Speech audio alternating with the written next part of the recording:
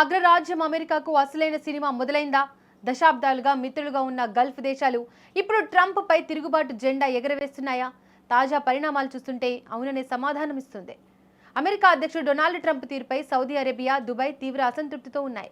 యుద్ధం మొదలై వారాలు గడుస్తున్నా అమెరికా దానిని ఆపలేకపోవడమే కాదు, తమ ప్రయోజనాలను పణంగా పెడుతోందని గల్ఫ్ దేశాలు నమ్ముతున్నాయి.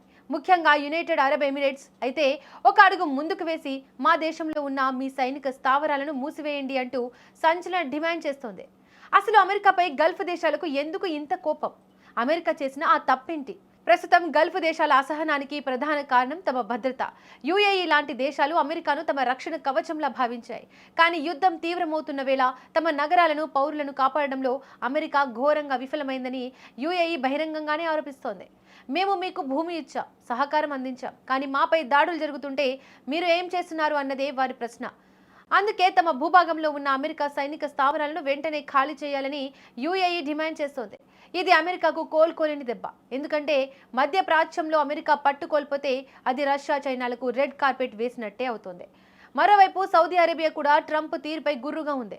ట్రంప్ తన వ్యాపార ధోరణితో గల్ఫ్ దేశాల ఆర్థిక ప్రయోజనాలను దెబ్బతీస్తున్నారని వారు భావిస్తున్నారు. యుద్ధం వల్ల చమురు ధరలు అస్థిరంగా మారుతుంటే అమెరికా మాత్రం కేవలం తన సొంత లాభం చూసుకుంటుంది తప్ప మిత్ర దేశాల ఆర్థిక వ్యవస్థను పట్టించుకోవడం లేదన్నది సౌదీ ఆవేదన. ఒకప్పుడు అమెరికా చెప్పినట్టు విన్న సౌదీ ఇప్పుడు చైనా వైపు మొగ్గు చూపుతోంది.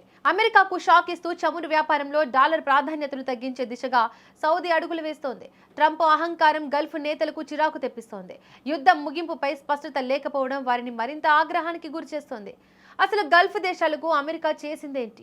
దశాబ్దాలుగా చమురు కోసం గల్ఫ్ను వాడుకున్న అమెరికా ఇక్కడ శాంతిని నెలకొల్పడంలో ఎప్పుడు విఫలమవుతూనే ఉంది. అమెరికా ఏకపక్ష నిర్ణయాలు, గల్ఫ్ దేశాలను సంప్రదించకుండానే ట్రంప్ యుద్ధ వ్యూహాలు రచించడం, అభద్రత, గల్ఫ్ నగరాల మీద దాడులు జరుగుతున్నా సరిగ్గా స్పందించకపోవడం, ఆర్థిక అస్థిరత, ఆంక్షల పేరుతో గల్ఫ్ దేశాల వాణిజ్యాన్ని ఇబ్బందుల్లో పెట్టడం, ఈ కారణాలే గల్ఫ్ దేశాలను అమెరికాకు దూరం చేస్తున్నాయి.